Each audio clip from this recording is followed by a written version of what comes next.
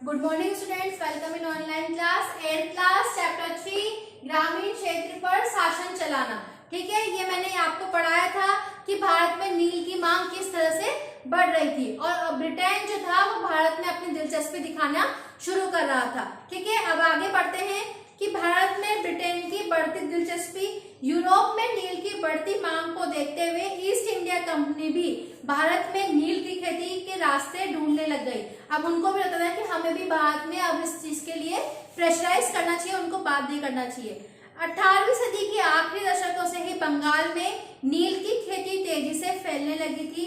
बंगाल में पैदा होने वाला नील दुनिया के बाजारों में छा गया क्योंकि वहां बहुत अच्छी किस्म का नील उगता था। 1788 में ब्रिटेन द्वारा आयात किए गए नील ने भारतीय नील का हिस्सा केवल लगभग 30% था कि जो बंगाल था वो पूरे उसको वहीं से 30% का निर्यात किया जाता था। 1810 में ब्रिटेन द्वारा आयात किए गए नील में भारतीय नील का हिस्सा 95% हो चुका था। जैसे जैसे नील का व्यापार फैला, कंपनी के अफसर और व्यावसायिक एजेंट नील के उत्पादन में पैसा लगाने लगे। समय बीतने के साथ साथ कंपनी के बहुत सारे अधिकारियों ने नील के अपने कारोबार पर ध्यान देने के लिए अपनी नौकरियां भी छोड़ दी क्योंकि उनको उसमें बहुत ज्यादा फायदा नजर आ रहा था। भारी मुनाफे की उम्मीद में स्कॉटलैंड और इंग्लैंड के बहुत सारे लोग भारत आए और उन्होंने नील के बागान लगा दिए। कि नील की खेती कैसे की होती थी कि नील की खेती दो मुख्य तरीके थे, नीच और रेयती। नीच खेती की व्यवस्था में बागान मालिक खुद अपनी जमीन पर नील का उत्पादन करते थे और या तो वो जमीन खरीद लेते थे और दूसरे जमींदारों से जमीन भाड़े पर भी ले लेते थे और मजदूरों को काम पर लगाकर नील की खेती करवाते थे। नीच क्या होता है कि अपनी खुद की जमीन पर या फिर किसी की किराए की जमीन पर या फिर किसी अपनी जमीन को खरीदते और वहां पे उस पर नील की खेती का कार्य करते थे।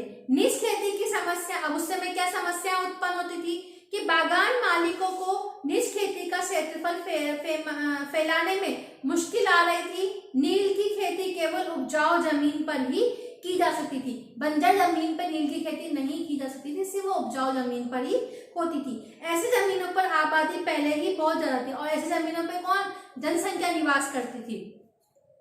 यहाँ वहाँ छोटे मोटे खेत ही उनके हाथ लग पाते थे। नील की खेती करने के लिए बड़े बड़े भूखंडों की जरूरत होती थी। इस तरह की जमीन उन्हें नहीं मिल पा रही थी। उन्होंने नील की फैक्ट्री के इर्द गिर्द पट्टे पर जमीन लेने का प्रयास किया और वहां के किसानों को हटवा दिया। उससे टकराव और तनाव पैदा हो गया।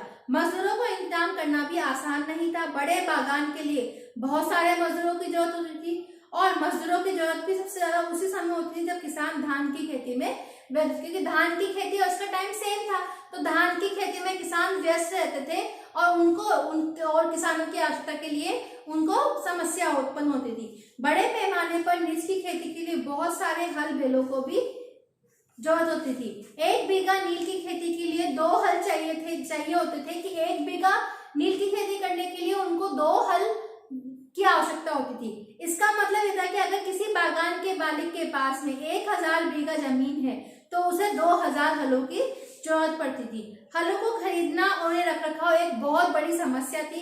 किसानों से ये भी हल नहीं हो रहा था। उन्होंने अपने लिए इन चीजों की जरूरत भी होती थी। जिस समय नील के उत्पादों की जरूरत होती थी उस समय किसानों को हल बैल भी चावलों के लिए व्यस्त होते थे।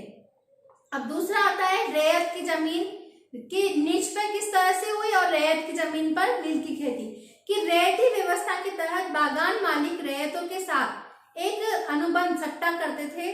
कई बार वो गांव मुखियाओं को रैयतों की तरफ से समझौता करने के लिए बाध्य कर देते थे। जो अनुबंध पर दस्तखत कर देते थे उन्हें नील के बागान के लिए कम ब्याज दर पर बागान मालिकों से नकद कर्जा मिल जाता था। कि रैयत मतलब होता था कि वो उनसे कि जिन किसानों को कम ब्याज दर पर अपने कर्ज की आवश्यकता थी तो वो उनसे क्या होता था, उससे इस चीज पर उसको बाध्य करते थे कि तुम्हें उस किसान को फिर वहां पे नील की खेती करनी होती थी तो उनको वो लालच देते थे कि तुम्हें कम ब्याज दिया जाए, कम ब्याज पे तुम्हें कर्ज मिल जाएगा। कर्जा लेने वाले रैयत को अपनी कम से कम 25% जमीन पर नील की खेती करनी होती थी। बागान मालिक बीज और उपकरण मुहैया कराते थे। जबकि मिट्टी को तैयार करना, बीज बोना और फसल की देखभाल करने का जिम्मा काश्तकार के ऊपर होता था। जब कटाई के बाद फसल बागान मालिक को सौंप देता था तो रैयत का नया कर्ज मिल जाता था और वही चक्र दोबारा उनके सामने घूमता रहता था। जो किसान पहले इन कर्जों से बहुत अधिक आकर्षित थे, उन्हें जल्द ही समझ में आ गया कि ये व्यवस्था कितनी कठोर है। उन्हें नील की जो कीमत मिलती थी वो बहुत कम होती थी और कर्जों का सिलसिला आगे की तरफ बढ़ता है, क्योंकि जितनी पैदावार वो करते थे उतनी पैदावार में उनको उसके मुकाबले रकम नहीं मिलती थी। समस्याएं और भी थी। बागान मालिक चाहते थे किसान अपने सबसे बढ़िया खेतों में ही नील की खेती करे, और लेकिन नील के साथ ये परेशानी और गहरी होती कि मिट्टी की सारी ताकत वो खींच लेती। नील की कटाई के बाद वहां धान की खेती नहीं की जाती, कि जब नील की खेती करते थे ना, उस खेत में वो जितनी भी नमी होती थी उसकी, वो सारी नमी को नील अपने साथ खींच लेती थी और उसके ऊपर दोबारा को दूसरी फसल उगाने में उनको बहुत मेहनत करनी पड़ती थी। अब है नील विद्रोह, और उसके बाद के यहाँ की किस तरह से नील के लिए विद्रोह किया गया कि मार्च 1859 में बंगाल के हजारों रियासतों ने नील की खेती करने से इनकार कर दिया। जैसे जैसे विद्रोह फैला, रियासतों ने बागान मालिकों को लगान चुकाने से भी इनकार कर दिया। वो तलवार, भाले, तीर कमान लेकर नील की फैक्ट्रियों पर हमला करने निकल गए। औरतें अपने बर्तन लेकर लड़ाई में कूद पड़ी और महिलाएं क्या थी, अपने साथ अपने बर्तनों को लेकर उसी लड़ाइयों में आगे की तरफ आना स्टार्ट कर दिया। बागान मालिकों के लिए काम करने वालों का सामाजिक बहिष्कार कर दिया गया। बागान मालिकों की तरफ से लगान वसूली के लिए एजेंटों की पिटाई की गई और रैयतों ने कसम खा ली कि न तो वो नील की खेती करेंगे और ना ही कर्जा लेंगे। 1859 में नील रैयतों को लगा कि बागान मालिकों के खिलाफ बगावत में उन्हें स्थानीय जमींदारों और मुखियाओं का भी समर्थन मिल सकता है। बहुत सारे गांवों में जिन मुखियाओं से नील का अनुबंध जबरन दस्तखत कराए गए थे, उन्होंने ही नील किसानों को इकट्ठा किया और उनके साथ साथ उस लड़ाई में हिस्सा लिया। कई स्थानों पर रैयतों को बगावत के लिए उकसाते हुए जमींदार गांव-गांव घूमने लगे और जमींदार इस बात से परेशान थे कि बागान मालिकों की ताकत बढ़ती जा रही थी और बागान मालिक जबरन लंबे समय के लिए उनसे जमीन ले लेते थे। नील के किसानों को यह भी लग रहा था कि अंग्रेजी सरकार भी संघर्ष में उनका साथ देगी। 1857 में बगावत के बाद ब्रिटिश सरकार एक और व्यापक विद्रोह के खतरे से डरी हुई थी कि जब नील की खेती जिलों में एक और बगावत फैली तो लेफ्टिनेंट गवर्नर ने सर्दियों में इलाकों का दौरा किया और रैयतों को लगा कि सरकार उनकी दुर्दशा से परेशान है। बरसात में मजिस्ट्रेट एडन ने नोटिस जारी किया जिसमें कहा गया कि रैयतों को नील के अनुबंध मानने के लिए मजबूर नहीं किया जाएगा और इस नोटिस के आधार पर लोग ये खबर फैल गई कि रानी विक्टोरिया ने नील की खेती न करने का हुक्म दे दिया है। एडन किसानों को शांत और विस्फोटक स्थितियों को नियंत्रित करने की कोशिश कर रहे थे।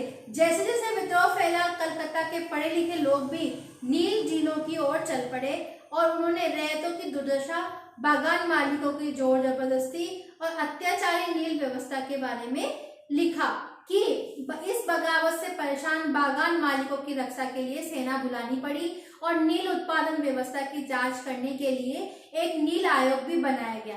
इस आयोग में बागान मालिकों को दोषी पाया गया और जोर जबरदस्ती उनकी आलोचना भी की गई कि नील की खेती रैयतों के फायदे का सौदा नहीं है। आयोग ने रैयतों से कहा कि अगर अनुबंधों को पूरा करें, लेकिन अगर आगे से नील की खेती को बंद कर सकते हैं। इस बगावत के बाद बागानों में नील का उत्पादन धराशायी हो गया और बागान मालिक बिहार पर अपना ध्यान देने लगे। 19वीं सदी के आखिर में कृत्रिम रंगों का निर्माण होने लगा। अब दूसरे रंग बनने लग गए थे, कृत्रिम रंग जो मनुष्य खुद बनाता है। इसमें उनका व्यवसाय भी बुरी तरह प्रभावित हुआ और वो उत्पादन फैलाने में सफल रहे।